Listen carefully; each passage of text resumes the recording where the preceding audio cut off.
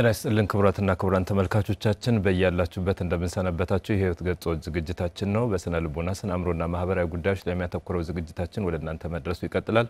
ሙሉ አዳም ታምሩና ሻምባ ወርቅ አብረናችሁ ቆይታ እናደርጋለን። በዛሬ ቆይታችን ደግሞ አጠቃላይ ጭንቀት የተሰኘ ርዕስ ወደ እናንተ የምናደርስ ይሆናል። እናንተም በእያላችሁበት ሆናችሁ ጊዜ ወስዳችሁ ፈቅዳችሁ መርጣችሁ እየተከታተላችሁን ቆይታ ያደረጋችሁ ከኛ ጋር ስለምትሆኑ አክብሮታዊ የሆነ ሰላምታችን እንዲሁም አክብሮታችን ይድረሳችሁ ከኛ ጋር እንድትሆኑ ቀዳሚ ግብዣችን ነው። የሻምባው እንደምንሰነበትክ? እግዚአብሔር ይመስገን። እንዴት አለ ሙሌ? እግዚአብሔር ይመስገን ደህና ነኝ። ዛሬ ስለ ጭንቀት እናወራለን። ከጭንቀት አይነቶች ደግሞ አጠቃላይ ጭንቀት ነው የምናነሳና እንዲያው በአጠቃላይ በዚህ ርዕሰ ጉዳይ ላይ በጣም ብርቱ የሆኑ ዝርዝር ሀሳቦች አሉት። አበይት የሆነ አንድ ሀሳብ ግን ንገረን እስኪ ስለምን ልናተኩር እንችላለን? ጭንቁ ያውቃል ልልህ ነበርና ጤነኛ የሆነ ጭንቀት ሁላችንም የምናወጣቸው የምናወርዳቸው ስሜቶች ስላሉ እንዲህ አይነት ሰው ከጭንቀት ውጭ ነው ማለት አይቻልም። ግን ያ ጭንቀት ምን አይነት ጭንቀት ነው የሚለው ነው የምናተኩር። ማናችንም አሁን ተመልካቾቻችንም እንዲያተኩሩበት የሚፈልገው ሰው ምንም አይጨነቅም በሚል ሳይሆን ይጨነቃል። ግን ጭንቀቱ ደግሞ ምን አይነት ጭንቀት ሊሆን ይገባዋል፣ መሆን የሌለበትስ ደግሞ የትኛው ነው የሚለውን በሐሳብ እናያለና ማዕከላዊ የሆነ ሐሳቡ እንዲያው አብይ የሆነ ነጥቡን ብትነግረን በጣም ደስ ይላል። የሚገርመው ዛሬ የምናወራው ስለ ጭንቀት ህመም ሆኖ ጭንቀትን ስናስታውስ ፕሮግራማችን እስከምንጀምር ራሱ እያንዳንዱ ነገር እንቋጠራታለን። በዛው ስሜት አለ፣ ጭንቀት አለ። ስለሱ ግን አይደለም አንድ ነገር ለመስራት የምናደርገውን በህይወታችን ላይ ያለውን ሳይሆን ህመም የሆነውን ነው የምናነሳና ዛሬ እንግዲህ ከጭንቀት ህመሞች መካከል ደግሞ ሁሉን አቀፍ የሚባል ጭንቀት አለ ወይም ደግሞ አጠቃላይ ጭንቀት ህመም ይባላል። በእንግሊዝኛ አጠራሩ ጀነራላይዝድ አንዛይቲ ዲስኦርደር ይባላልና ስለነሱ ሰፋ አድርገን እንመለከታለን። እንግዲህ በዋናነት ራሱ ጭንቀት የሚለውን ነገር በተወሰነ መልኩ አይተን ነገር ግን አሁን ደግሞ ሰው ስለብዙ ነገር ነው የምናስበው፣ ስለብዙ ነገር እንረበሻለን። መረበሽ ጥሩ ነገር ነው። እንደውም አንዳንድ ጊዜ አለመጨነቅ ራሱ ችግር ሊሆን ይችላል። ግን ደግሞ ከመጠን በላይ ችግር በሚፈጥር መንገድ ህመም በሚፈጥር መንገድ ደግሞ ከሆነ መታከም ስለሚገባው አለበት። እዚህ ጋር በተያያዘ ግን የሻምባው እንዲሁ አንተ አሁን በጤነኛ ጭንቀት ምን እንዲሁ በብዛት አስጨንቆ ያውቃል? በእለት ውሎ መካከል ጤነኛ በሆነው መጨነቅ ማለት ማሰብ ብዙ ነገር ይኖራል። ግን የትኛው የበለጠ ሚዛን ይደፋባል? እውነት ነው። እንግዲህ ወደ ፕሮግራማችን እንምጣና ፕሮግራሞቻችን ቅዳሜ የቴሌቪዥን ፕሮግራም አለ፣ እሁድ ደግሞ የሬዲዮ ፕሮግራም አለ። ስለዚህ በእያንዳንዱ ጉዳይ ላይ ዛሬ ምን አይተርሰ ጉዳይ ቀጣይ ለአድማጮች ለተመልካቾች እናድረስ፣ የትኛውን እንግዳ በደም እንምረጥ። ምክንያቱም እያንዳንዱ ነገር አንድ ሰው ለኛ ተመልካቾቻችን ተጋባዥ እንግዶቻችን ናቸው፣ የሚመለከቱ ናቸውና ለነሱ ደግሞ የተሻለ ነገር ማቅረብ ስለሚገባን ስለ ፕሮግራሞቻችን እናስባለን። ነው እንግዳ ከቤት ተጠርቶ ሁሉ ጊዜም ቢሆን በጣም አክብሮት ይገባዋል። እውነት ነው አይደል? ሐሳብ ደግሞ በጣም ትልቅ ስለሆነ ስነ ልቦና ሐሳቦች ደግሞ ለተመልካቾቻችን ለማድረስ ዘወትር ማሰብ ሐሳቡ በምን ሁኔታ እንዴት ይደርሳል፣ ምን አይነት መረዳት ይኖራል። አሁን ሰው በሚረዳበትና በሚያስተውለው ልክ ስለሆነ እነዚህ እንደሚያሳስቡ ነው እንግዲህ አሁን እየነገርከኛል። ከዛ ደግሞ መቼም የራስ የግል ህይወት ደግሞ ስለ ልጆች ታስባለህ፣ ስለ ነገ ህይወት ታስባለህ ለውጥ በመታመጣበት መንገድና እነዚህ ሐሳቦች ጤናማ ናቸው። እና ሌሎች ደግሞ አንዳንድ ጊዜ ደግሞ መታወክ ሊያጋጥም ይችላል። ያን ያሸነፍከው ትሄዳለህ። እንግዲህ የሰው ልጅ ህይወት አይደለ የህይወት ገጾች አይደለ ስናነሳ በገጻችን ውስጥ ያጋጥመን ጭንቀቶች እየፈታን እየተራመድን እየታገለ እንሄዳለንና አንተስ ብጠይቀ ምን ይመስላል? ጠይቀኝ። እኔም በተመሳሳይ እንደ ፕሮግራም በዋናነት የህይወት ገጾች እጅግ ሚዛን የሚደፋ ፕሮግራማችን ነው። ተመልካቾቻችንን በጣም እናከብራቸዋለን፣ እንወዳቸዋለንም እየተከታተሉን ስለሆነ አሁንም ራሱ በሬዲዮ ዝግጅታችንም በቴሌቪዥን ቆይታችንም ተመልካቾቻችን ማለት ለኛ ራሱ የሐሳቡ ባለቤቶች ናቸው። የሐሳብ ባለቤት ቢሆንም እንኳን ሐሳብ ደግሞ ከተለያዩ ሰዎች በሚቀዳበት ጊዜ መልካም ወንዝ፣ መልካም ጅረት፣ መልካም ውሃ ሆኖ ለሰዎቹ በሚጠጣ በሚወደድ መልኩ እንዲደርስ ለማድረግ ፕሮግራማችን ሁላችን በጋራ ያሳስበናል። የሥራው ውሎዬ እንዴት ነው መስራት ያለብኝ የሚለው ያሳስበኛል። የግል ህይወቴ ራሱ ህይወት ማለት በጣም ብዙ መልክ ነው ያለው፣ አንድ ብቻ አይደለም። ሐሳብ አለን፣ ስሜት አለን፣ ድርጊት አለን። እነዚህ ተሰብስበው ደግሞ በሥራ ውሎቻችን በግል ህይወቶቻችን ላይ ምን አይነት ተጽዕኖ አላቸው፣ እንዴት ነው መምራት ያለብን የሚለው ሐሳብ ይወጣል፣ ሐሳብ ይወርዳል፣ ስሜት ይንጸባረቃል፣ ስሜት ውስጥ ይቀመጣል። በድርጊትም ልናንጸባርቀው እና ልንተገብረው የምንችለው እነዚህ ሁሉ ነገሮች በጤነኝነት ያሉ ናቸው። ጤነኛ በሆነ ሚዛን ሲለኩ ሰው ስለሆነን የምናስብባቸው ነገሮች ናቸው። የሚያስብ ሰው በሌላ መልኩ ይጨነቃል ማለት ነው። ግን ጭንቀቱ አሉታዊም አዎንታዊም ሊሆን ይችላል። አሉታዊ ነገሮች እያደጉ ሲሄዱ ወደ አልተፈለገ የጤና የውሎ የማህበራዊ ግንኙነት የአቅም የአእምሮ ጤና ችግሮችን በመፍጠር በኩል የራሳቸው የሆነ ተጽዕኖ ስላላቸው ዛሬ ከነዚህ መካከል አንዱን አጠቃላይ ጭንቀትን አንስተን ነው የምንነጋገረው። ሰፊ ሀሳቦችን ነው ያነሳልን የሻምበው። ክቡራትና ክቡራን ተመልካቾቻችን በእያላችሁበት እየተከታተላችሁት ቆይታ እያደረግን የምንቀጥለው በህይወት ገጾች ዝግጅታችን አጠቃላይ ጭንቀትን ርዕሰ ጉዳይ አድርገን ነው። ካፍታ ቆይታ በኋላ ተመልሰን እንገናኛለን። ከኛ ጋር ሁኑ።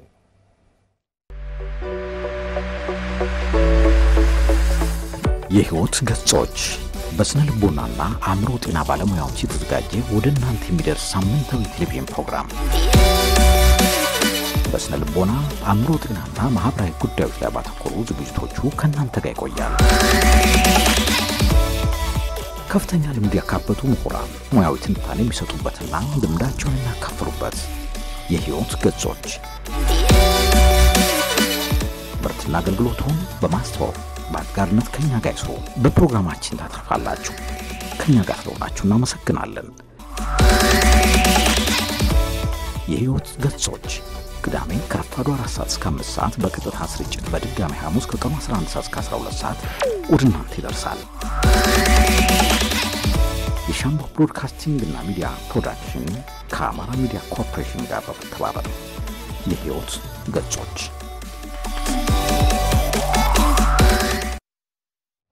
ተመልሰን ተገናኝተናል። ክቡራትና ክቡራን በእያላችሁበት የህይወት ገጾች ዝግጅታችን ነው ወደ እናንተ እያደረሰን የሚገኘው። ዛሬ ቆይታችን አጠቃላይ ጭንቀት ወይም በእንግሊዘኛ አጠራሩ ጀነራላይዝድ አንዛይቲ ዲስኦርደር የተሰኘ ርዕሰ ጉዳይ ወደ እናንተ እናቀርባለን። እናንተም በእያላችሁበት ሆናችሁ ወዳችሁና ፈቅዳችሁ መርጣችሁ እየተከታተላችሁን ስለሆነ አክብሮታዊ ልባዊ የሆነ ምስጋናችን እናቀርብላችኋለን። ሙሉ አዳም ታምሩና የሻምባው ወርቄ አብረን ቆይታ የምናደርግ ይሆናል። እንድትከታተሉን ግብዣችን ነው። በድጋሚ የሻምባው መግቢያ ላይ እንዳነሳ ነው ሰው ስለሆነ ሀሳብ ስላለው የሚያመላልስበት የአይምሮ ሚዛን የልቡና ሰሌዳ ስላለው የሚያስጨንቁት ነገሮች ይኖራሉ። ጤነኛ በሆነ ስለ አንድ ህይወት፣ ስለ አንድ ክስተት፣ ስለ አንድ ድርጊት የሚያስብባቸው ነገሮች ይኖራሉ። ከነዚህ ውጭ በሆነ ሁኔታ ግን በጣም ከልክ አልፎ ደግሞ የሚጨነቅበት በጭንቀት ወደ እክልነት ወደ የአይምሮ ችግር እስከ ማምጣት የሚደርስበት አውድ ይኖራልና ጭንቀትን እንደ መነሻ አይተን ግን አጠቃላይ ጭንቀት ራሱ ምንድነው የሚለውን ሐሳብ እናነሳለን።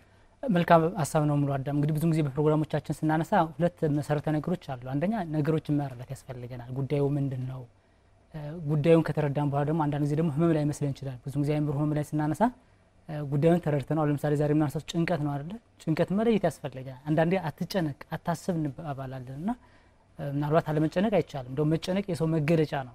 ስለዚህ ጉዳዮችን ካየን በኋላ መጨረሻ ደግሞ ችግር መሆናቸውን በሙያው መንገዶች አሳይተን መፍትሄ እንድንፈልግ ነው የፕሮግራማችንም ዓላማ።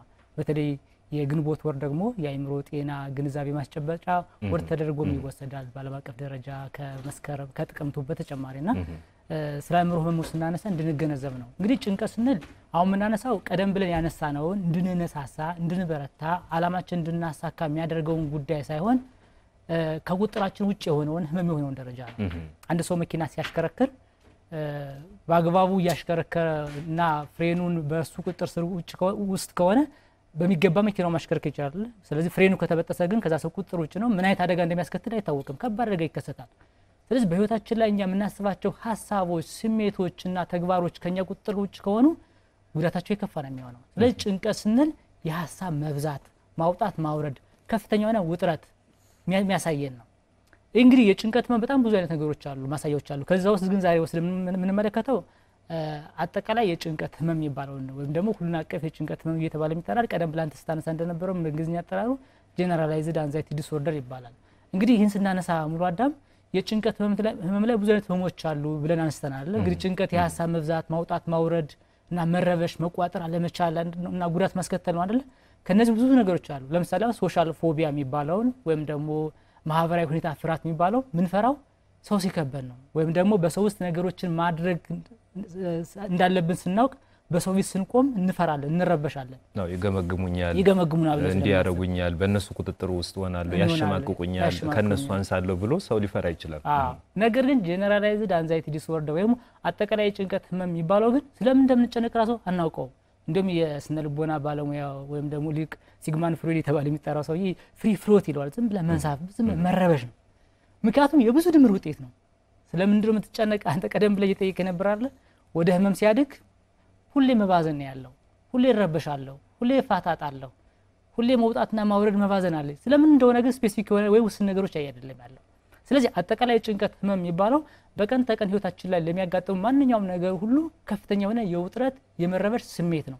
ደግሞ በጣም ቀጣይነት ያለው ነው ባንዴ ብቻ የሚቆም አይደለም ስለዚህ ሁሉን አቀፍ ያሰኘው ስለ ብዙ ነገር ነው ለምሳሌ ስለምን እናስብ እንችላለን ስለ ኑሯችን እናስባለን ስለ ኢኮኖሚ ጉዳዮች እናስባለን ስለ ስራ እናስባለን ስለ ጤናችን እናስባለን ማያሳስበን በህይወታችን ላይ ያለ ነገር የለም አንተ ራስን መሃል ላይ ብታስቀምጠው የከበበ ምንድነው ብለህ ብታስብ አንተ ሰው በመሆነ ካንተ ጋር ተያዙ ጉዳዮች በሙሉ አሉ እነዛ ሁሉ አንተ የጭንቀት ምክንያት ይሆናሉ የሚሆኑት ስለዚህ ከጭንቀት ህመሞች መካከል በጣም ደግሞ ቀዳሚው ይዘው ይሄኛው ነው የጭንቀት ህመም ብዙ አይነት የጭንቀት ህመሞች አሉ አንዱ ሁሉን አቀፍ የሚባለው ስለዚህ መቆጣጠር አንችልም ያን ጭንቀቱ መቆጣጠር አንችልም አንደኛ የጭንቀት ህመም ነው ለማለት አጠቃላይ ጭንቀት ህመም ነው ለማለት በቀን ተቀን ህይወታችን ለሚያጋጥሙ ነገሮች ለረጅም ጊዜ መጨነቅ ምናልባት ከ6 ወር ባላነሰ ሁኔታ አንዳንድ ሰዎች ለተወሰነ ነገር ይጨነቁና ሊመለሱ ይችላሉ ስለዚህ ሁሉን አቀፍ የጭንቀት ህመም አለባቸው አንላቸው ነገር ግን መቆጣጠር ካልቻሉና ለረጅም ጊዜ ከቆየ ለ6 ወር ያልከቆየ እንዲያውም ጥናቶች ምን ያሳያሉ በ6 ወር ውስጥ ምናልባት ከ90 እና ከ180 ቀን በላይ ሊሆን ይችላል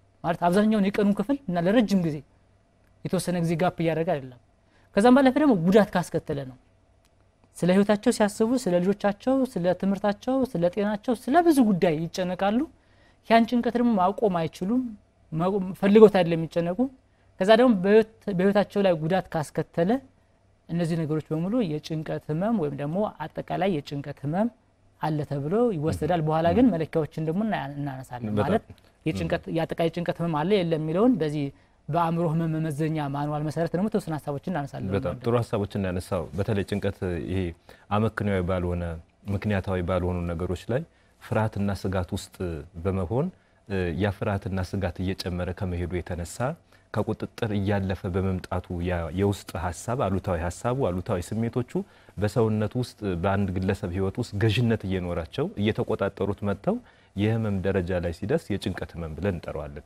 ከነዚህ መካከል ስጠቅሳቸው እንደነበር በጣም ብዙ አይነት የጭንቀት አይነቶች አሉ ብዙ ብለን እንጠራቸው ማህበራዊ ፍርሃትን ክስተቶችን ሁኔታዎችን አይጥን እባብን ሌላን ነገር ፎቢያ የሆነ ነገር በአጠቃላይ ማያስፈሩ ግን የሚያስፈሩ በታወቀና በተረዳ ነገር ሰው ሁሉ የሚፈራቸው ነገር ሊኖር ይችላል አሁን የሆነ እባብን አይቶ ተመልካቾቻችንም የሚፈራ ካለ እንግዲህ በዛው እባብን አይቶ ሰው ይፈራል በቃ የሚንቀሳቀስ ነገር ስለሆነ ተንቀሳቃሽ ነገር ሊያስፈራ ይችላል ይነድፈኛል እንደዚህ ለዛ ለባብ የሰጠውን ዋጋ ነው እንግዲህ እንዲያረጋኛል ብለን ስለለመድነው ላይምሮአችን ስለነገርነው እንፈራለን አይጥ በሆነ ነገር ውስጥ መጣም ፈራታለን ግን አይጥን ልንፈራበት ከሚገባው ውጪ አይጥ ገና ስሟ ሲጠራ ደንብረን በቃ ከአካባቢው ምን ጠፋ ከሆነ ይሄ በጣም ጤነኛ ያልሆነ ፍርሃት ነው እንዲህ አይነት ጭንቀቶችም አሉ እዛው ውጭ ደግሞ ድንገቴ የሆነ እንደ ፓኒክ ተብሎ የሚጠራ አንድ ሰው ጤነኛ የነበረ የሚመስል ወዲያውኑ የተለያዩ ለውጦችን አምጥቶ ጭንቀት ውስጥ ይወድቅ እናያለን አሉታዊ የሆኑ ምላሾችን ተደጋጋሚ ምላሾችን በመስጠት ይሄ ኦብሰሲቭ ኮምፐልሲቭ አይነት ያላቸው ነገሮች ይኖራሉ ሌሎችም ተጠቃሽ ናቸው ከነዚህ ግን አበይቱን ያነሳ ነው የሻምባው አንተ ስታነሳ እንደነበር አጠቃላይ ጭንቀት ብለን የምንጠራው ነው GAD ወይም ጀነራላይዝድ አንዛይቲ ዲስኦርደር ብለን የምንጠራው ሰፊ የሆነ በሰዎች በለት ተለት ህይወት አሁን መሃል ላይ እንዳነሳው አንድ ሰው እዚህ መሃል ቢሆን በዙሪያው በአለም ሁሉ የተከበበ ነው በሰዎች ብቻ ሳይሆን በተፈጥሯዊ ክስተቶቹ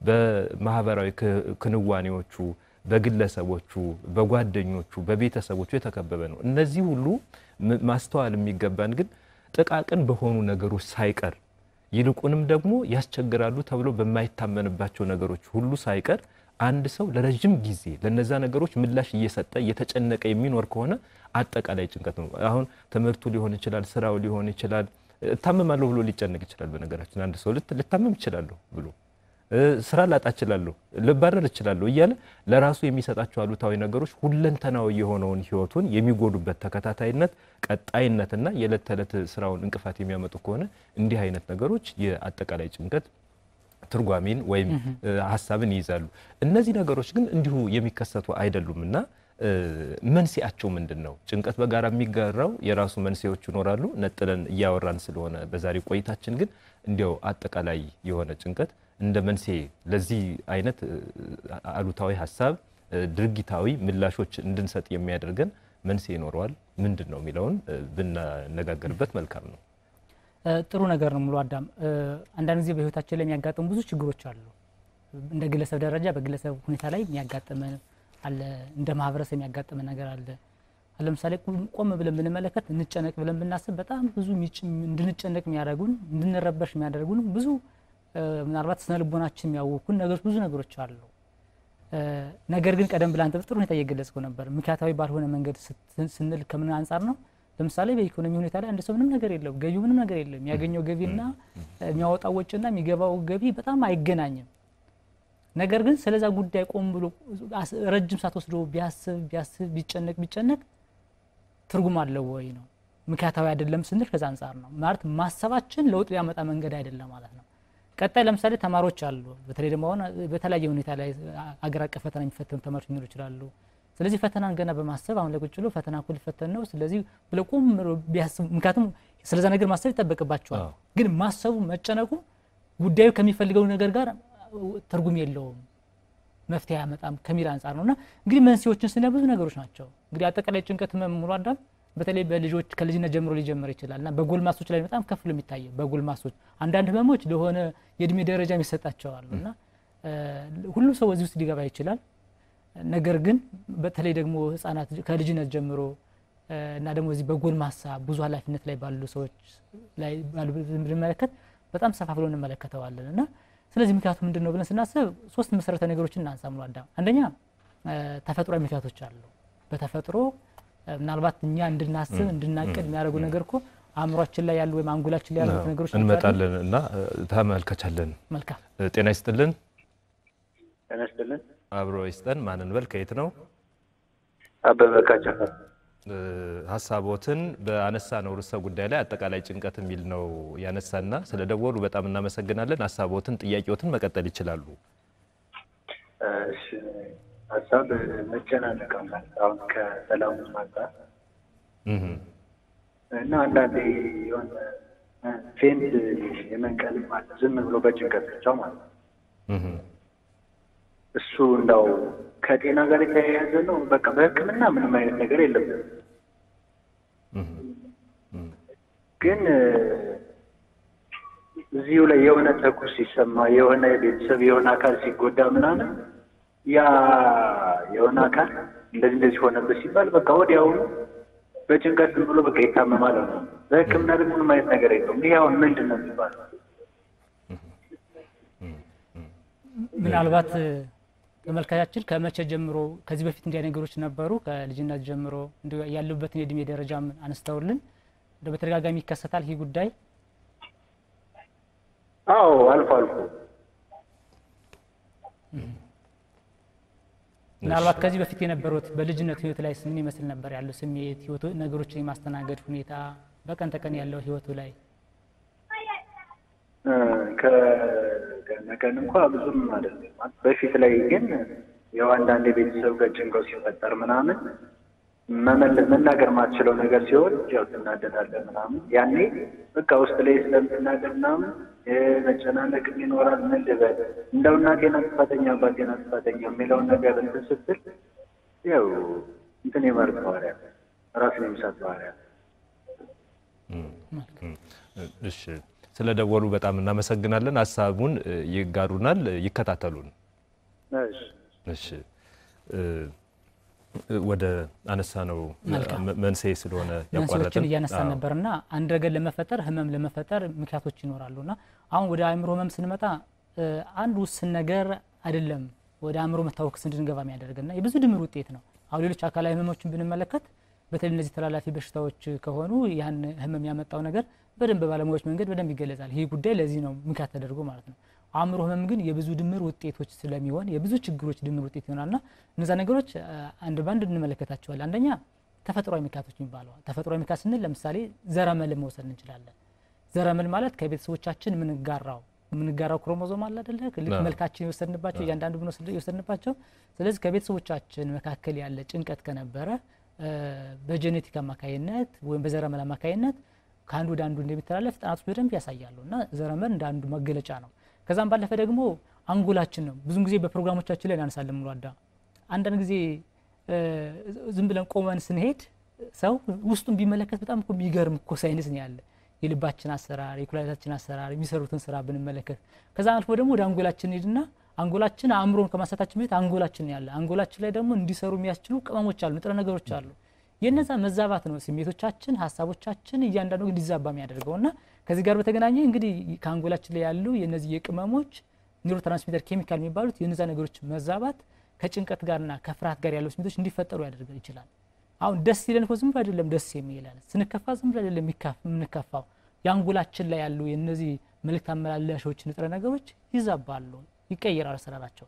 ስለዚህ ጭንቀትም አሁን ይሄ ሁሉን አቀፍ የምንለው የጭንቀት ህመም እንዲመጣም ከሚያደርጉ ምክንያቶች መካከል የዚህ አሰራር መዛባት ነው። በምን ምክንያት ይዛባል? በብዙ መንገዶች ሊዛባ ይችላል፣ በብዙ ምክንያቶች። ስለዚህ መዛባቷን እንደ ምክንያት ይወሰዳል። ሌላኛው ጾታ ራሱ ነው።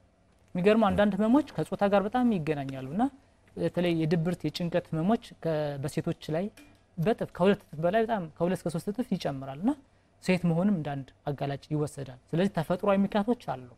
ሌላኛው ስነልቦና ምክንያት እንመልከት ነው። አዳም ስነልቦና ምክንያት ማለት አሁን አድማጫችንም ሲደውል እንደነበረ በህይወታችን ውስጥ የሚያጋጥሙ በጣም አሰቃቂ ክስተቶችን ማየት፣ በዛ ውስጥ መጋፈጥ፣ እንዲያ ነገሮች እንድንረበሽ ያደርገናል። ምክንያቱም ሙሉ አዳም አንተ እኔ ሁላችንም የሐሳባችን የስሜቶቻችን ውጤት ነን። ምናደርገው ተግባር ከየት ይመጣ ብለን ብናስብ ከአመለካከታችን ከስሜታችን ከይታችን ይመጣልና ምናያቸው ነገሮች ምንሰማቸው ነገሮች በጎ ነገሮች ካልሆኑ እያንዳንዱ በህይወታችን ላይ ምንጋፈጣቸው ነገሮች በጣም ትራውማቲክ ይሆኑ።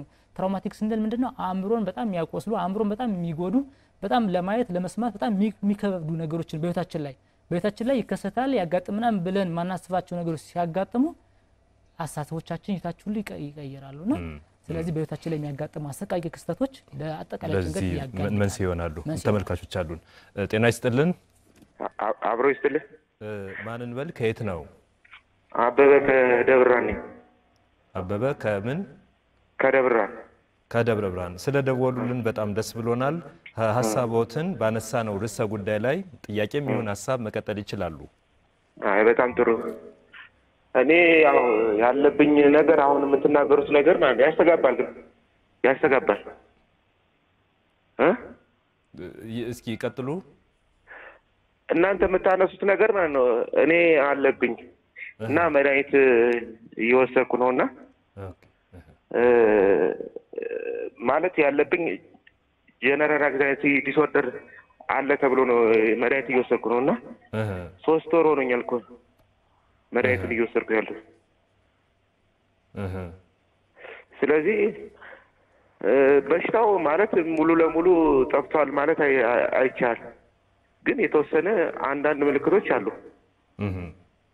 እነዛ ምልክቶች አሁን መድኃኒቱ ስወስድ ሙሉ ለሙሉ ይጠፋል ነው ምልክቱ? የኔ ጥያቄ ነው። 3 ወር ሆነኝ።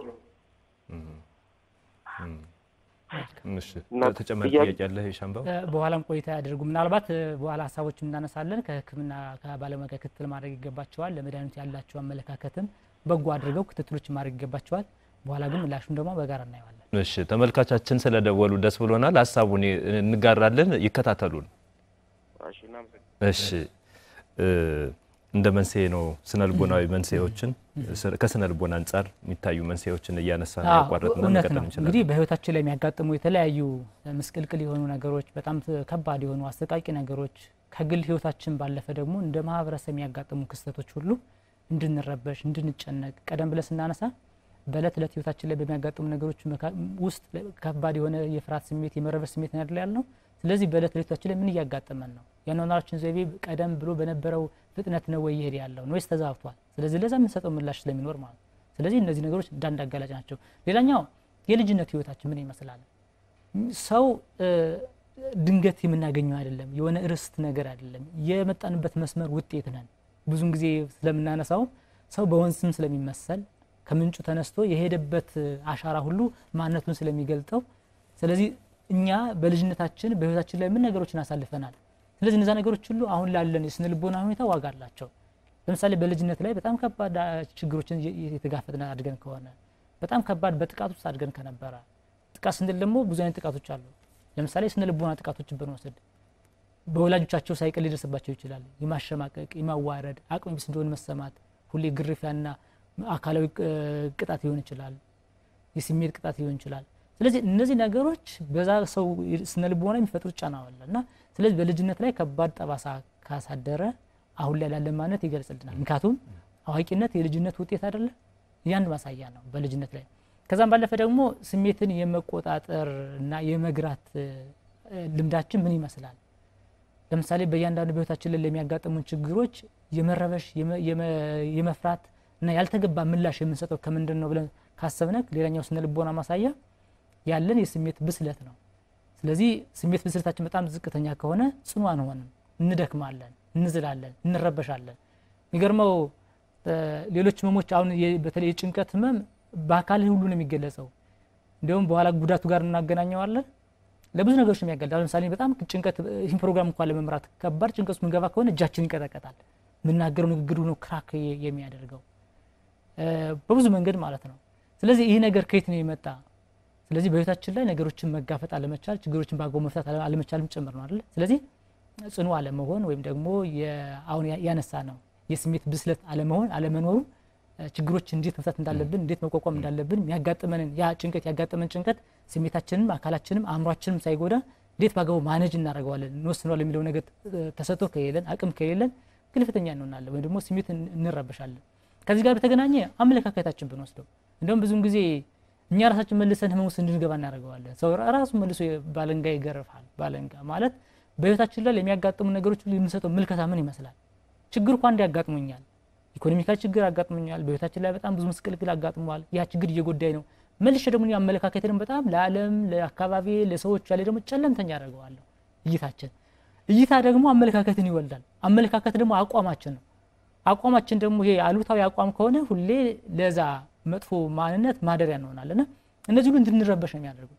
ስለዚህ እነዚህ ስነ ልቦና ማንነት ጋር የሚገናኙ ናቸው። ሌላኛው በመጨረሻ ብንመለከተው መልካም ይሆን በኋላ በጣም አንተም ሐሳብ ተጨምረበታል ነው አዳም ከፋፋይ ምክንያቶች ምን ይመስላሉ? የምንኖርበት የምናድግበት ከባቢ ምን ይመስላል?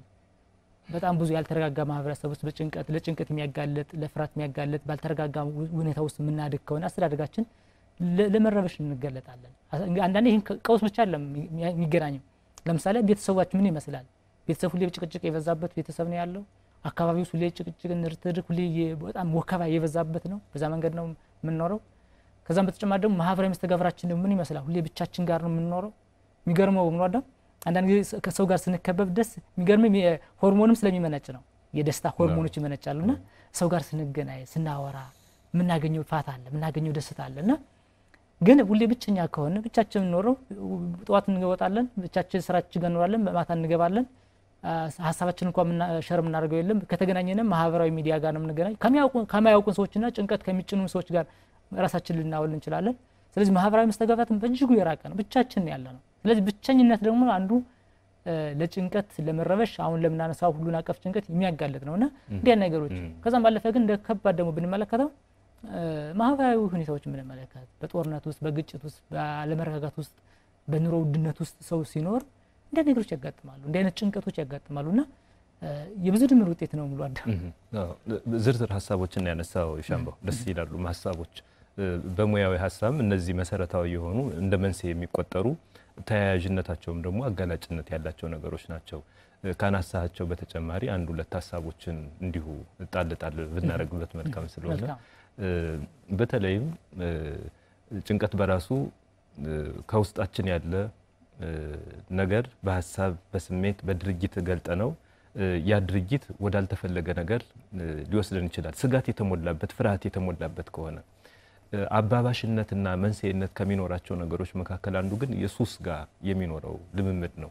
አንድ ሰው በየጊዜው ከሱስ ጋር ከአልኮል ጋር ሌሎችም መጥፎ ልምምዶች አሉታዊ ልምምዶች ለአካላዊ ጤናም ለአይምሮ ጤናችንም መሰረታዊ ያልሆኑ ነገሮችን ሲጠቀም አንድ ሰው ሲለምዳቸው ከውስጡ በቃ የሱ ጠባይ የሱ ድርጊት የሱ አንቀሳቃሽ ሲያረጋቸው ወደ ምን ሊወስዱት ይችላሉ? ወደ ጭንቀት ሊወስዱት ይችላሉ። ከአጠቃላይ ጭንቀት ውስጥም ልናስገባቸው ምንችላቸው ናቸው። ለምን ሁሉ ነገር ነው እንትሚለው ለአንድ ለሱስ በሱስ ፍላጎት ላይ የሱስነት ተገዥነት ያለው ሰው በጣም የሚያስጨንቀው ነገ ምን ሰርቼ ለወጣለሁ የሚለው ላይሆን ይችላል። ሱሴን እንዴት አድርጌ ነው ለሱስ የሚሆን ለምሳሌ በጫት ሱስ የተያዘ ቢሆን ወይም በሌላ የአልኮል ሱስ የተያዘ ቢሆን አልኮል ጠጥቼ ራሴን ማስደስተው እንዴት ነው ብሎ ሊጨንቅ ይችላል በራሱ። አሁን እዚህ ጋር አልኮሉ በራሱ ጎጂ ነው ማለት መጠጥ ጎጂ ነው እያልን ሳይሆን መጠጥ እንደየግለሰቡ እንደየመጠኑ ይለያይ ነው። ግን ለአልኮል ተገዥነት አለው ማለት ያ ሰው አካሉንም አይምሮም እየጎዳ ነው። ይሄ ሰው የሚጨነቅበት መንገድ ሌሎቹ ከሚጨነቁበት አውድ የተለየ ነው። በዋናነት ግን አልኮልና ሱስ ያላቸው በጣም ለሰውነትም ለአእምሮም ጉዳት የሚያመጡ ነገሮችን እየተለማመደ ባሉታዊ መንገድ የሚቀጥል ሰው ለጭንቀት የተጋለጠ ነው። ራሱ ጭንቀቱም ደግሞ ወደ ምን ሊወስደው ይችላል? ወደ አልኮልና ሱስ ተጠቃሚነት ሊወስደው ይችላል። የተያያዙ ናቸው ማለት ነው። ይሄ አንደኛው ነጥብ ወደ ሌላኛው ነጥብ ይወስደዋል፣ ሌላኛው ነጥብ ደግሞ መልሶ ወደ አዙሪቱ ያስገባዋል። አዙሪት ላይ ያለ ነገር ነው። ይሄ አንዱ አባባሽም እንደ መንስኤነት የምንወስደው ነው። ከዚህ በተጨማሪ ግን አንድ ሰው ሳይዘጋጅ ሳያስባቸው በነገሮች ሁሉ ቅድመ ሁኔታ ሳያስቀምጥለት የሚከሰቱ ነገሮች ሊያስጨንቁት ይችላሉ። ለምሳሌ ስታነሳ ነበር በጣም ደስ የሚል ሐሳብ ነው። የኑሮ ውድነት ሊያስጨንቀው ይችላል። ድሮ በጥቂት ገንዘብ ራሱን መሰረታዊ ህይወቱን መሰረታዊ የቤተሰብ ፍላጎቱን ሲያሟላ የነበረ ሰው ኑሮ እየጨመረ ገንዘቡ ግን እዛው ተቀምጦ ቢቀርና የውስጣዊ ፍላጎቱን የሚያስፈልገውን ነገር በጊዜው በሁኔታው በአውዱ ማሳካት ሳይችል ሲቀር አንድ ሰው ሊጨነቅ ይችላል። ለልጆች ምን ከፍላለሁ፣ ለቤተሰባዊ ፍላጎቴ እንዴት አውላለሁ፣ ለማህበራዊ ነገሬ ምን ተጠቀማለሁ ብሎ ሊጨነቅ ይችላል። አይጨነቅም አይደለም። መቼም ሰው ስለ ህይወቱ የማይጨነቅ ከሆነ ወይ ሐሳብ ቆሟል ላይባል ይችላል። እንግዲህ ያሉታዊ መንገድ ሊኖር ይችላል እንጂ ሐሳብ ሰው ዞሮ አያቆም፣ ማሰቡን የማያቆም ስለሆነ ማለት እና ያልጠበቃቸው እንዲሆናሉ ብሎ ያልገመታቸው ወይም ያልተዘጋጀባቸው ነገሮች በሚያጋጥሙት ጊዜ አንድ ሰው ለጠቅላላ ጭንቀት እንዲሁም ለሌሎች ጭንቀት አይነቶችም የመጋለጥ እድል ይኖረዋል። በመሰረታዊነት አንድ ሐሳብ ለመጨመር ያህል ግን አይምሮን የሚጎዱ ስነ ልቦናዊ ስሬትን የሚያዛቡ በተለይም የአይምሮ ጤናችንን ሊያዛቡ ከሚችሉ ነገሮች መካከል አንዱ ትራውማቲክ የሆኑ ነገሮች በጣም አስቸጋሪ ተብለው የሚጠሩ ክስተቶች ላይ መጋፈጥ እንዲሁም በዛ ድርጊት ማለፍ ወይ ማየት ወይ መስማት ወይ ደግሞ በክስተቱ ውስጥ ማለፍ መቻል አንዱ ጭንቀት ሊያመጣ የሚችል ነው። ቅድም ስታነሳ ነበር አስተዳደጋችን ስንል በጣም በእያንዳንዱ ህይወታችን አስተዳደጋችን ነው ያለ። በተለይ እንደ አጠቃላይ ጭንቀት አይነት ነገሮች በልጆች ላይ ሊከሰቱ ይችላሉ። በዋናነት ግን ደግሞ ከፍ ባለው እድሜ በጉልምስና እና ከዛ በላይ ባለው በወጣቶችም ህይወት የበዛ እንደሆነ ይታወቃል። ምክንያቱም ይሄ ቢሆን ይሄ ባይሆን ይሄ ያለ የማሰብ ኃላፊነት የመሸከም መጠኑ እየጨመረ በሄደ ቁጥር የጭንቀት መጠኑም እያደገ ሊመጣ ይችላል። ያ ግን ሁሉ ጊዜ ማለት አይደለም። እንደየግለሰቡ የስነ ልቦና ስሪት ጥንካሬና አቅም ሊወሰን ይችላል። በመሰረታዊነት ግን ትራውማቲክ የሆኑ ነገሮች ስድብ ሊሆን ይችላል፣ መጥፎ ስሜትን ማንጸባረቅ ሊሆን ይችላል፣ አካላዊ ጉዳት ሊሆን ይችላል፣ ስነ ልቦናዊ ጉዳቶችን የሚፈጥሩ ነገሮች ሊሆኑ ይችላሉ። ክስተቶቹን ያስተዋለበት የተረዳበት ያስተዋለችበት የተረጎመችበት መንገድ አንድ ክስተት የሆነ እድሜ ላይ ተከስቶ መጨረሻ ላይ ግን አፈንግጦ ወጥቶ ለጭንቀት ሊያጋልጠው ይችላል አንድን ሰው። ስለዚህ የልጅነት ዘመናችንም ከዛም በኋላ ያለ ጊዜ ትራውማቲክ በሆነ በጣም አይምሮን በሚጎዱ ሰውነትን መሰረታዊ አሰራሩን ያንጎልን አሰራር ሳይቀር የሚቀይሩ ክስተቶችን አይቶ ወይም ተሳትፎ ያለፈ ሰው ሲሆን እንዲህ አይነት የጭንቀት ሁኔታዎችን የማስተናገድ አጋጣሚዎች ሁኔታዎችም ሊፈጠሩ ይችላሉና ሰፊ ሐሳቦችን የሚያሳይ ነው። ይሄ ማለት ግን ሁሉም ከአንድ ሰው ላይ ይከሰታል ማለት ሳይሆን ከመንስኤዎች መካከል በእንደዚህ አውድ የሚፈጠሩበት እንደየግለሰቡ ሚላይ ነው። ስነ ልቦና ስናወራ በጋራ እያልን አይደለም። ከሰው ሚላይበት አውድ አለ። በአጠቃላይ ግን ከነዚህ ምክንያቶች የሚያልፍ እንዳልሆነ ግን ማወቅና መረዳቱ ትልቅ የሆነ ዋጋ ይሰጣል። ሰፊ ሐሳቦችን የሻምባው ያነሳው። ክቡራትና ክቡራን ተመልካቾቻችን በእያላችሁበት እየተከታተልነው ቆይታ እያደረግን የሚገኝ ሐሳባችን ወደ እናንተ እያጋራናችሁ ያለው የህይወት ገጾች ዝግጅታችን ነው። አጠቃላይ ጭንቀት ርዕሰ ጉዳያችን ነው። ዛሬ ደግሞ እናንተም በእያላችሁበት ሆናችሁ እየተከታተላችሁን ስለሆነ ከልብ እናመሰግናለን። ካፍታ ቆይታ በኋላ ተመልሰን የምንገናኝ ይሆናል። ከኛ ጋር እንድትሆኑ ግብዣችን ነው። አሁንም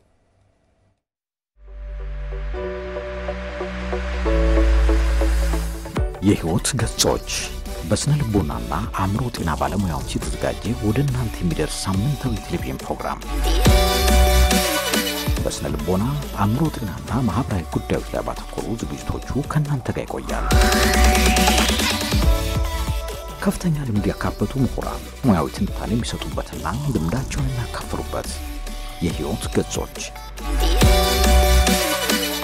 ምርትና አገልግሎቱን በማስተዋወቅ በአጋርነት ከኛ ጋር ይስሩ። በፕሮግራማችን ታተርፋላችሁ። ከኛ ጋር ስለሆናችሁ እናመሰግናለን። የህይወት ገጾች ቅዳሜ ከረፋዱ 4 ሰዓት እስከ 5 ሰዓት በቀጥታ ስርጭት፣ በድጋሚ ሐሙስ ከቀኑ 11 ሰዓት እስከ 12 ሰዓት ወደ እናንተ ይደርሳል። የሻምበል ብሮድካስቲንግ እና ሚዲያ ፕሮዳክሽን ከአማራ ሚዲያ ኮርፖሬሽን ጋር በመተባበር የህይወት ገጾች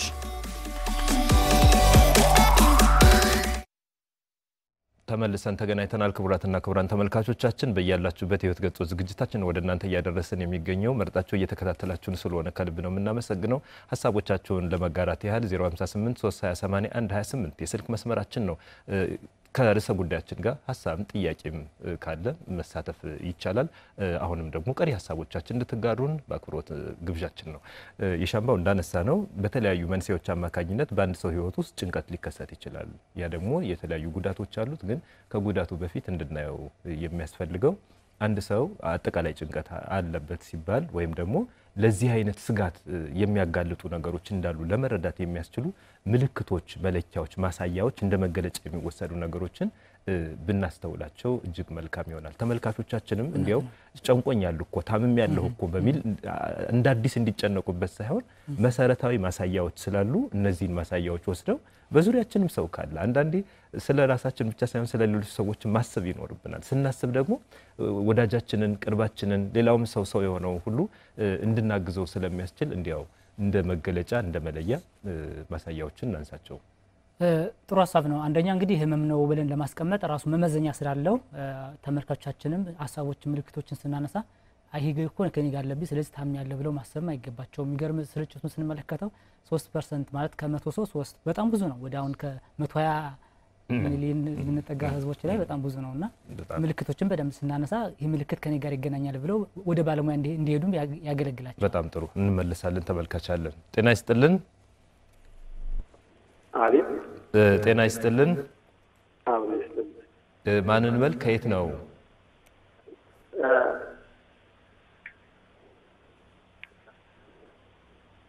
ተመልካቻችን መቀጠል ይችላሉ ሀሳቦትን።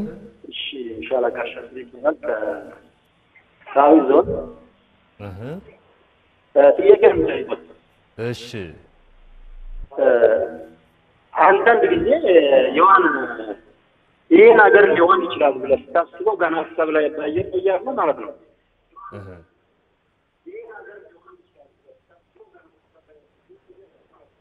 ስለዚህ የሆነ ጭንቀትና ዝም ብሎ መረበሽ ነገር ይፈጠርብኛል አንዳንድ ጊዜ።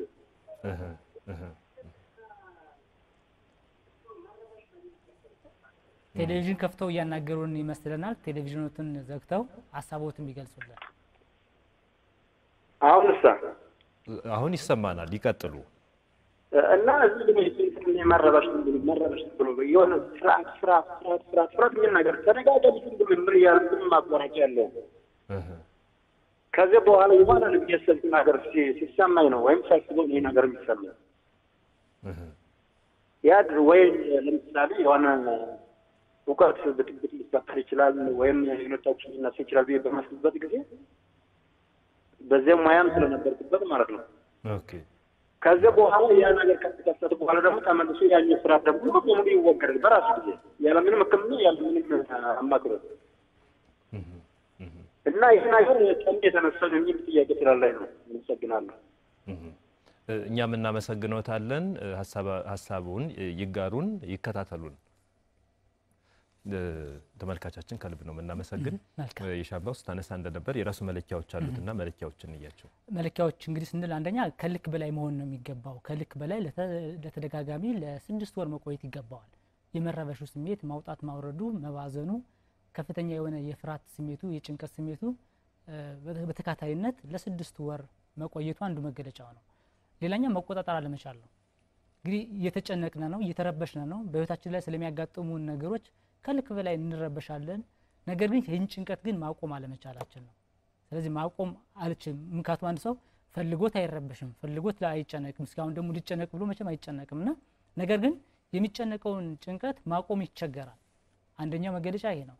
ሌላኛው አሁን ምን ዘረዘራቸው 6ቶች አሉ ሙሉ አዳምና ከዚህ በታች ምን ዘረዘራቸው ከ6ቶቹ መካከል አንድ ሰው ቢያንስ 3ቱ ከተገኘ በየአእምሮ ህመም መመዘኛ መሰረት አጠቃላይ የጭንቀት ህመም እንዳለ ምልክቶቹን ዋና መገለጫ እንደሆነ ያሳያል።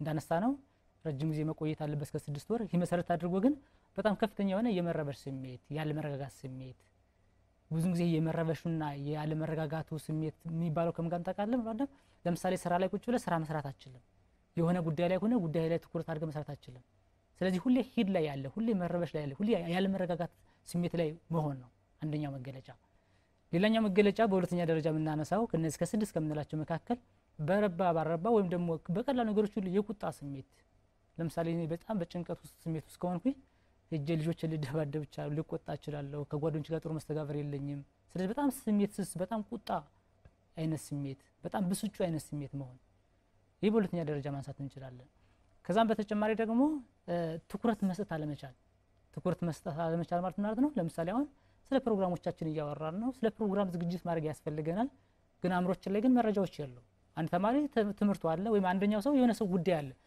ኮንሽስ ምንለው አለ አይደለ ነገሮችን ትኩረት ሰጥቶ ጉዳይ አድርጎ መስራት አይችልም ይረሳል ምናልባት የመርሳት ህመም አለበት ማለት አይደለም ግን ትኩረት ስለሌለ ለነገሮች በጣም ጉዳይ ስለማንላቸው ከፍተኛ የአለመረጋጋት ስሜት ሊሰማን ይችላል ወይም ደግሞ ትኩረት ያለማድረግ ስሜት ሊሰማን ይችላል ከዚህ ጋር በተገናኘ ደግሞ በተለይ አካላዊ ምልክት ጋር ይገናኝ ይችላል ምክንያቱም ጭንቀት ስትረስ የሚፈጥርብን አይደል ስለዚህ ያ ስትረስ ደግሞ በአካል ይገለጣል ስለዚህ የጡንቻዎቻችን በጣም ከፍተኛ የሆነ ውጥረት ይገባሉ ስለዚህ ራሳችን ራስ ያመናል ስለዚህ ከባድ የራስ ህመም እና የራስ ህመም ብቻ ሳይሆን ደግሞ ሌሎች የጡንቻ ህመሞች ሁሉ ሊከሰቱ ይችላሉ ለዛ ነው አንዳንድ ጊዜ ከፍተኛ የሆነ የብሪዚንግ ሲስተም ወይ ዲፕ የብሪዚንግ ሲስተም እና ጡንቻዎቻችን በማንቀሳቀስ ሪሊፍ እንድናገኝ የሚመከረው ከዛን ጋር በተገናኘ ነው ሌላኛው የድካም ስሜት ነው እንግዲህ አንድ ሰው የሚደክመው በተለይ አካላዊ ድካም ስንመለከት ሰርተ ምን ብለ ነው አካል የሚዝለው ግን በከባድ ጭንቀት ውስጥ ከሆነ ግን ምን አይነት ስሜት ይፈጠራል የመዛል ስሜት አቅም የማጣት ስሜት በቀላሉ የመድከም ስሜት አይነት ስሜት እንዲሰማ ሊያደርግ ይችላል ከዚህ ጋር በተገናኘ ደግሞ እንቅልፋችን ይዛባ ይችላል እንቅልፍ ስንል እንግዲህ የእንቅልፍ ችግር ስናነሳ ከልክ በላይ መተኛት ሊሆን ይችላል ወይም ደግሞ በጣም ወይም ደግሞ በቂ የሆነ እንቅልፍ አለማግኘት ወይም በእንቅልፍ አለመርካት ስሜት ሊሰማቸው ይችላል ስለዚህ እነዚህ ነገሮች ለተደጋጋሚ ለረጅም ጊዜ ከቆዩ እና የቁጣው ስሜት የብስጩ ስሜት ያለመረጋጋቱ ስሜት ለረጅም ጊዜ ከቆየ ያ ሰው የጭንቀት አጠቃላይ ጭንቀት ህመም አለበት ተብሎ መውሰድ እንችላለን እነዚህ ነገሮችን ግን በዋናነት በሁለት አድርገው መውሰድ ይችላሉ የስነ ልቦና ምልክት አለ ማለት ነው ከስነ ልቦና ጋር የተገናኘ በአካልም ይገለጻል ማለት አንዳንድ ጊዜ ሰዎች ሆዴን አመመኝ ሊሉ ይችላሉ ሆዳቸውን ያመማቸው ነው ሌላ የአካላቸው ህመም ስሜትም እየተሰማቸው ነው ግን ሌላ ከአካል ህመም ጋር ላይገናኝ ይችላል የጭንቀት ህመም ሊሆን ይችላል የስነ ልቦና ደግሞ ስንት እንደነበረው ስሜቶቻችን አስተሳሰቦቻችን ይረበሻሉ የቁጣ ስሜት ያለመረጋጋት ስሜት የመባዘን ስሜት ሊሰማን ይችላል ስለዚህ እነዚህ ነገሮችን ማየት ተገቢ ነው በልጆች ላይ ደግሞ ከወሰነው ካነሳነው አይቀርም ማዳም ምልክቱ አሁን ያነሳናቸው ምልክቶች ቢያንስ 3ቱ ከተገኙ እና ለረጅም ጊዜ ከሆነ አዋቂዎች ላይ ጎልማሶች ላይ ህፃናት ላይ ግን ወይም ደግሞ ልጆች ላይ ግን አንዱ ብቻ እንኳን ከተገኘ እንዳንድ ህመም ተደርጎ ይወሰዳልና ወደ መፍትሄ መሄድ ያስፈልጋል ማለት ነው ጥሩ ነው ያው እነዚህ መለኪያዎች ቢያንስ አንድ ሰው ስለ ጭንቀት ያለውን መረዳት እና ራሱንም ከህክምና ሰዎች ጋር ከባለሙያዎቹ ጋር በመሄድ መፍትሄ ለመፈለግ የሚያስችሉ ናቸው ትልቅ ዋጋ አላቸው እነዚህ ነገሮች ማወቃችን በራሱ አንድ ግባት ነው ስለ ችግሩ ስለ ህመሙ ማወቁ ትልቅ ነገር ነው ስለዚህ አስተውሎት ይፈጥራል እያንዳንዱን ነገር በጥንቃቄ ካስተዋል ነው ነገሮችን ለመታከም ለማከምም መፍትሄ ይሆናል እነዚህ ምልክቶች በምልክትነት ብቻ የሚቀሩ ሳይሆን በህይወታችን ውስጥ ጭንቀት የራሱ ጉዳት አለው ያው መታከም የሚችሉ ናቸው የአእምሮ ህመም ብለን የምንጠራቸው መታከም የሚችሉ ናቸው ግን መታከም የሚችሉ ናቸው ማለት ግን ጉዳት ደግሞ አያመጡም ለማለት አይደለም ስለዚህ ምን ጉዳቶችን ሊያመጣ ይችላል አጠቃላይ ጭንቀት ባንድ እንዲያውም ስሙም ራሱ አጠቃላይ ስለሆነ በህይወታችን ሁለንተናዊ እንቅስቃሴ ውስጥ ነገሮችን የምናይበት ጥቃቅን የሚመስሉ ጥቃቅን ስንል እንደ ግለሰብ ጥቃቅን ብሎ አንደኛው የሚጠራው ለሌላኛው እየገዘፈ ሊሆን ይችላል ግን ደግሞ በጋራ ያን ያህል ጉዳት ማያመጡ የሚመስሉ ነገሮች ጉዳት አመጣውበት ህይወቱን የሚያመሰቃቅሉበት ከሆነ ለአንድ ግለሰብ እንደ ግለሰብ በህይወት ውስጥ ትልቅ ጉዳት ያመጣልና አጠቃላይ የሆነ ጭንቀት በህይወት ውስጥ ምን አይነት ጉዳቶችን ሊያመጣ ይችላል የሚለውን እንመልከታቸው እውነት ነው እንግዲህ ህመም ስለሆነ ህመም የሆነ ነገር ደግሞ የራሱ ጉዳት አለውና አንዱ መገለጫውም ጉዳት ማስከተሉ ስለሆነ በህይወታችን ላይ ስልክ አለን እንመለሳለን ስልካችን ተቋርጧል እንግዲህ መቀጠል ይችላል መልካም እንግዲህ ምንድነው የሚያደርገው ጉዳቶች በጣም ሰፊ ናቸው አንደኛ ጉዳት ራሱ ከጤና ጋር ያለው ጉዳት እንመልከት የጤናውን ደግሞ ሁለት አይነት ጤናዎችን እንውሰድ። አካላዊ ጤንነታችን አለ፣ ስነ ልቦና ጤንነታችን አለ። ብዙን ጊዜ ጥናቶችም እንደሚያሳዩት እነዚህ ማይተላለፉ የሚባሉ በተለይ ደግሞ ስር የሰደዱ ህመሞች እንዲፈጠሩ ከሚያደርጉ ነገሮች መካከል የስነ ልቦና መታወክ ጋር ከጭንቀት ጋር አሁን ከምናነሳው ጉዳይ ጋር የሚገናኙ ነገሮች ናቸው። ስለዚህ አካላዊ ህመም እንዲከሰት ያደርጋል። እነዚህ ማይተላለፉ የሚባሉትን ከልብ ህመም ጋር የተገናኙትን ከግፊት ጋር የተገናኙትን ከስኳር ህመም ጋር የተገናኙ ነገሮች እንዲፈጠር ያደርጋል። ምክንያቱም ምንድነው ጭንቀት ሲሰማን የሰውነታችን ስርዓተ ሂደቱን ያዛባዋል። ከሚመነጩ ሌሎች ያልተገቡ ሆርሞኖች ባለፈ ስርዓተ ሂደቱን ያዛባዋል። ለምሳሌ ቀደም ብለን ምልክት ስናነሳ እንደነበረው የልብ ምታችን ጤናማ አይደለም ማለት የልባችን በጣም በፍጥነት የሚመታው በጭንቀቱ ስንሆን ማለት ነው።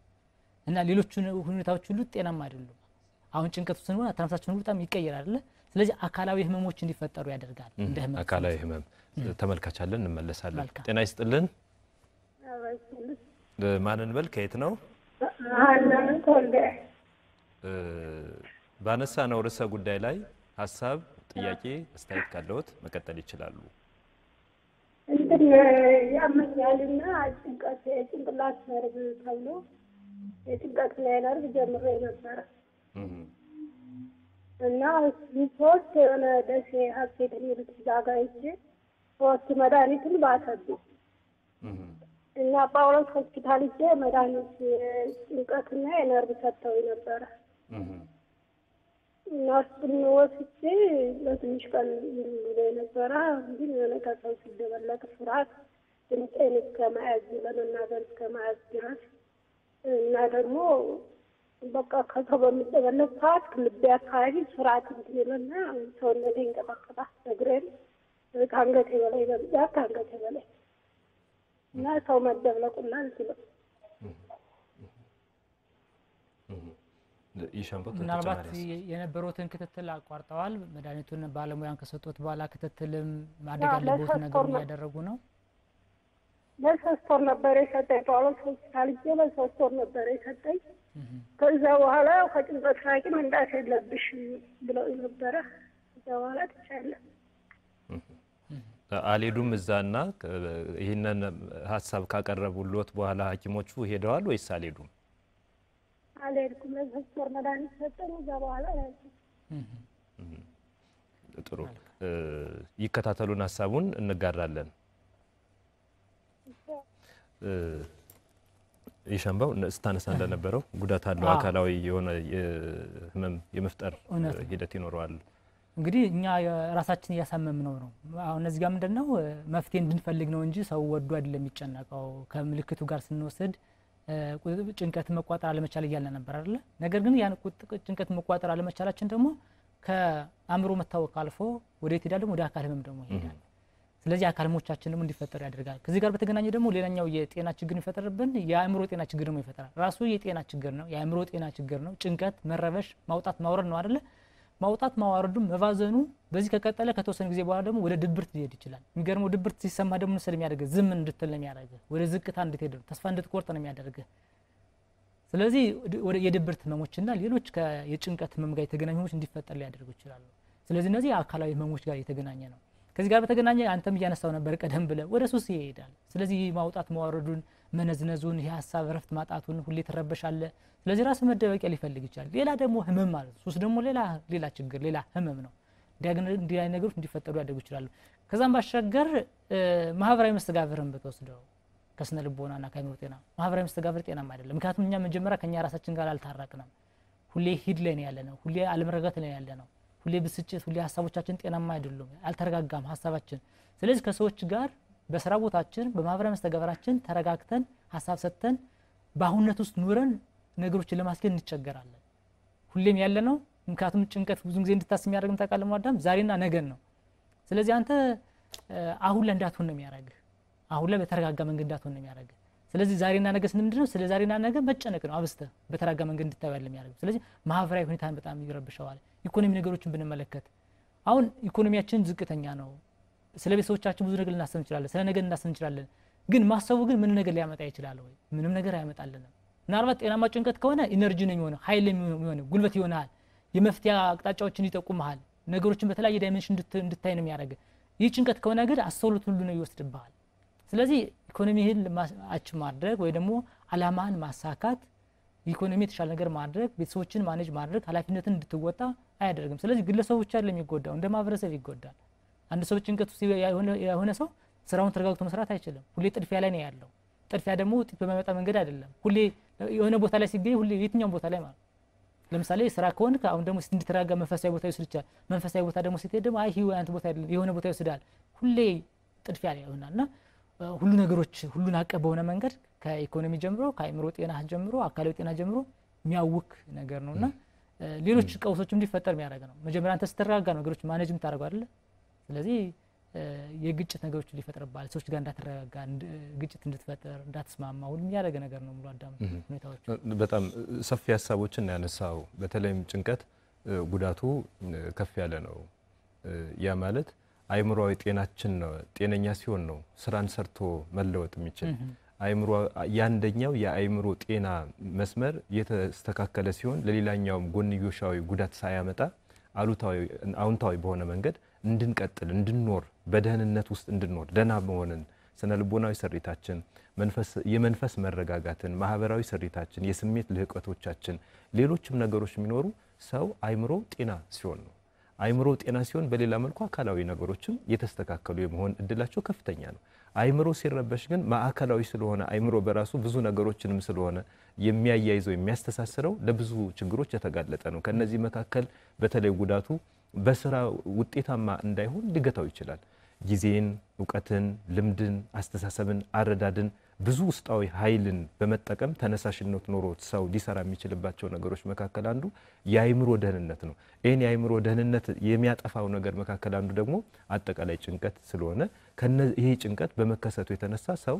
ሰርቶ የመለወጥ አቅሙን ሰርቶ በአግባቡ የማከናወን ብቃቱን ሊገታበት ይችላል በተጨማሪነት ግን ስኬት የተባለውን ነገር ያሳጣል ስኬት ብዙ አይነት ነው እንግዲህ ስኬት ማለት በብዙ ዘርፍ ለአንድ ተማሪ ስኬቱ ውጤታማ የሆነ ደረጃ ላይ መድረስ ነው ተማሪ ተምሮ የሚደርስበት ነገር አለ ለነጋዴው ነግዶ የሚደርስበት አለ ለቢሮ ሰራተኛው ሰርቶ ራሱን ህይወቱን ማህበረሰብን የሚጠቅምበትና የሚያገለግልበት አውዳለ ሌላውም በየተሰማራበት ነገር ላይ የራሱ ስኬት መንገዶች ይኖሩታል በዛ ስኬት መንገድ ውስጥ እንድንጓዝ የሚያደርገን መሰረታዊ ነገር ግን ደህና መሆን አይምሮአችን አሰራሩ ጤነኛ መሆን ነው ይሄን ጤነኝነት በመናጣበት ጊዜ በተለይ ጭንቀት በየለቱ ስጋት ውስጥ እንድንገባ ፍርሃት ውስጥ ለመሞከር ፍርሃት ለመስራት ፍርሃት ለማድረግ ፍርሃት ለመሆን ፍርሃት ለመድረስ ፍርሃት ውስጥ የሚገባ ስጋት ውስጥ እንዲቦንዲ ሆናለሁ እያለ ነው ነገ ያልከው ነበር ዛሬና ነገ ነው የሚያይ ስለ ትላንትናው ብዙ ትላንትናውን እንደ ኃይልና እንደ ጉልበት ሳይሆን እንደ ትልቅ የሆነ እንቅፋት ነው የሚጠቀምበት ከውስጡ ጋር ስላስቀመጠው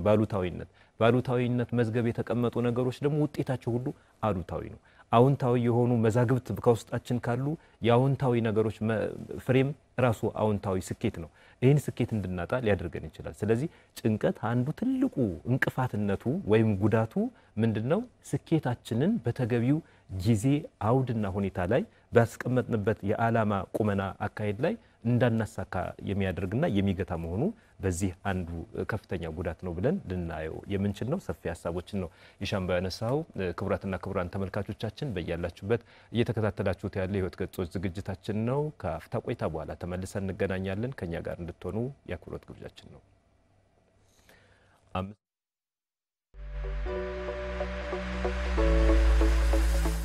የህይወት ገጾች በስነ ልቦናና አእምሮ ጤና ባለሙያዎች የተዘጋጀ ወደ እናንተ የሚደርስ ሳምንታዊ ቴሌቪዥን ፕሮግራም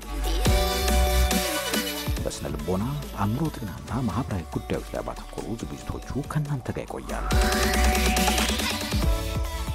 ከፍተኛ ልምድ ያካበቱ ምሁራን ሙያዊ ትንታኔ የሚሰጡበትና ልምዳቸውን የሚያካፍሉበት የህይወት ገጾች ምርትና አገልግሎቱን በማስተዋወቅ በአጋርነት ከኛ ጋር ይስሩ በፕሮግራማችን ታተርፋላችሁ ከኛ ጋር ስለሆናችሁ እናመሰግናለን የህይወት ገጾች ቅዳሜ ከረፋዱ 4 ሰዓት እስከ 5 ሰዓት በቀጥታ ስርጭት በድጋሚ ሐሙስ ከቀኑ 11 ሰዓት እስከ 12 ሰዓት ወደ እናንተ ይደርሳል የሻምቦ ብሮድካስቲንግ እና ሚዲያ ፕሮዳክሽን ከአማራ ሚዲያ ኮርፖሬሽን ጋር በመተባበር የህይወት ገጾች ተመልሰን ተገናኝተናል። ክቡራትና ክቡራን ተመልካቾቻችን በእያላችሁበት ጊዜ ሰጣችሁ እየተከታተላችሁን ስለሆነ ከልብ እናመሰግናለን። ቀሪ ሀሳቦች እንድትጋሩ አሁንም የአክብሮታዊ ግብዣችን ነው። ሻምባው ስናነሳ እንደነበር ይህ የአጠቃላይ ጭንቀት በህይወታችን ውስጥ ትልቅ የሆነ ጉዳት የሚያመጣ ስለሆነ መታከም ያስፈልገዋል። መታከም ካለበት ደግሞ የህክምና አማራጮች አሉ። ጭንቀትም ሌላውም የአእምሮ ህመም ብለን የምንጠራው መታከም የሚቻል መለወጥ የሚቻል ከነበረበት ችግር መውጣት የሚቻልበት መንገድ ሰፊ ነውና በምን ሁኔታ ይታከማል የሚለውን እናነሳለን። በተጨማሪ ተመልካቾቻችን ሀሳቦችን አንስተዋል፣ ጥያቄዎችን አቅርበዋልና ከዚያም አንፃር ባለን ደቂቃ ሀሳቦችን እንጋራቸው። መልካም እንግዲህ ከአእምሮ ህመሞች መካከል በጣም ሰፊውን የሚይዘው የጭንቀት ህመም ነው። ደግሞ በጣም በሰፊ መታከም የሚችል ደግሞ አንዱ የጭንቀት ህመም ነውና የአጠቃላይ ጭንቀት ህመም በጣም በአግባቡ ሊታከም የሚችል የአእምሮ ህመም ነው። ስለዚህ ህክምና ሁለት ህክምናዎች አሉት። አንደኛው የመድኃኒት ህክምና ነው። እንግዲህ የመድኃኒት ህክምና በባለሙያ ነው። ምናልባት አንዳንድ ጊዜ በስነ ልቦና ህክምና ብቻ ሊታከም ይችላል። ነገር ግን በባለሙያ ይህ ጭንቀቱን መረበሹን ሊያስታግሱ የሚችሉት መድኃኒቶች ስላሉ በባለሙያ አማካኝነት መታከም ይችላሉ። ስለዚህ ባለሙያ በማግኘት ቀደም ብለን ስናነሳ እንደነበረው አንጎላችን ላይ የተፈጠሩት የነዚህ ቅሞች መዛባት ነው ስንል ነበራለ። ጭንቀት እንዲፈጠርብን ወይ መረበሽ እንዲፈጠርብን ያደረገ። ስለዚህ በባለሙያ ሄደው እንዲያ ነገሮች ካሉ ባለሙያ ጋር መገናኘት ያስፈልጋል። የመድኃኒት ህክምና አለ ማለት ነው። በዋናነት ግን የስነ ልቦና ህክምና ነው። የስነ ልቦና ህክምና ማለት የአስተሳሰብና ባህሪ ህክምና የሚባለው ትልቅ ቦታ ይወሰዳል። ምክንያቱም እየረበሸን ያለው ከያጋጠመን ጉዳይ ባለፈ ነገሮችን የምናይበት መነጽር ነው። ስለዚህ አስተሳሰባችንና ድርጊታችን ማከም ያስፈልጋል። አስተሳሰባችን መቀየት ያስፈልጋል። ለምሳሌ አሁን በደንብ ቆም ብለን እንመለከተውና በህይወታችን ላይ አብዛኛው ጊዜ የምንጨነቅባቸው ጉዳዮች ላይ ምን ያህል ለውጥ ማምጣት እችላለሁ? ማይበት መነጽር ማይበት እይታ ጤናማ ነው ወይ? ስለዛ ነገር ባስብ ባቅድ መፍትሄ ያመጣለሁ ወይ? ስለዚህ መፍትሄ ማላመጣ ከሆነ ምን ያስፈልገኛል? በአሁንታዊ መንገድ ነገሮች መቅረብ ያስፈልገኛል። በአሁንታዊ መንገድ ችግሩ የለም ይያልን አይደለም። ያ እኛን የሚያስጨንቀኝ ጉዳይ የለም ሳይሆን ነገሩን ልፈታው የምችለው እይታዬን በመቀየር ነው፣ በመጨነቅ በመረበሽ አይደለም። ስለዚህ አስተሳሰብን መሰረት ያደረጉ ህክምናዎች አሉ። አስተሳሰብን መሰረት ያደረገ ብቻ ደግሞ ሳይሆን ድርጊትን መሰረት ያደረገ ነው። ለምሳሌ ብዙ ጊዜ ስለሆነ በህይወታችን ላይ ስለሚያጋጥሙ ነገሮች እየተጨነቅን ነው እያሰብን አይደል? ስለዚህ ስለ አስበን ምን እያደረገ ነው? አስበን ደግሞ ማይገባ ድርጊት ሊሆን ይችላል ወይም ደግሞ ምንም ነገር አናደርግም። ስለዚህ ምንድነው ማድረግ ይገባል? ድርጊቱንም በጎ ማድረግ ያስፈልጋል። ችግሩን ሊፈታ የሚችል በጎ ነገር ማድረግ። ሲጨንቀት ነው ምን ሄደው አብስተን ስለ ችግሩ ነው የምናወራ ወይስ ምናልባት መፍትሄ ልናገኝበት ወደ ምንችለው ነው ግራችን የሚሄደው መፍትሄዎች የሚሄደው? ስለዚህ መሰረት ማድረግ ያስፈልጋል እንደዚህ አይነት ጉዳዮችና ከዚህ ጋር በተገናኘ ግን አንዳንድ እንቅስቃሴዎችም ይኖራሉ በባለሙያ የሚሰጡ ባለሙያን ማማከር በጣም ተገቢ ይሆናል። ከዚህ ጋር በተገናኘ ካለን ጊዜ አንፃር የደዋዮቻችን ሐሳብ ያነሰን ብንመለከት መልካም ነው። ከአቸፈር ያነሱል አንተም ታነሳቸዋለህ ስማቸውን ሙሉ እንዳንዘነጋቸው አበበ የተባሉ ተመልካቻችን ከሰሜን አቸፈር ፌንት የመንቀል የሚል በራሳቸው ንግግር የተናገሩት አለ። ስለዚህ ማየት ያስፈልጋል። አንዳንድ ጊዜ በተለይ ይሄ አንተ ቀደም ብለህ ታነሳ የነበረው ድንገት ጭንቀት የሚባለው ወይም ደግሞ ይሄ ድህረ አደጋ ጭንቀት የሚባለው ጉዳይ ጋር ሊገናኝ ይችላል። ይሄኛው ምንድነው የሚያደርገው? አሁን ዛሬ የምናነሳው ጠቅላላ ጭንቀት በዛ ልክ ላይ አያደርስህም። እንድትረበሽ በጣም ከፍተኛ የሆነ መባዘን ውስጥ እንድትገባ ያደርጋል። ከዛ ውጭ ግን ምናልባት ደዋያችን እንዳነሱልን ከባድ የሆነ የመረበሽ ስሜት ካለ ነገሮችን መቆጣጠር ካልቻልን እና ይሄ ነገር ደግሞ የቀን ተቀን ህይወታችን እየጎዳቸው ከሆነ ባለሙያ ማግኘት ማማከር በጉዳዩ ላይ ከዛም ባለፈ ደግሞ የራሳቸው መፍትሄ የሚወስዱበት መንገድ መመልከት።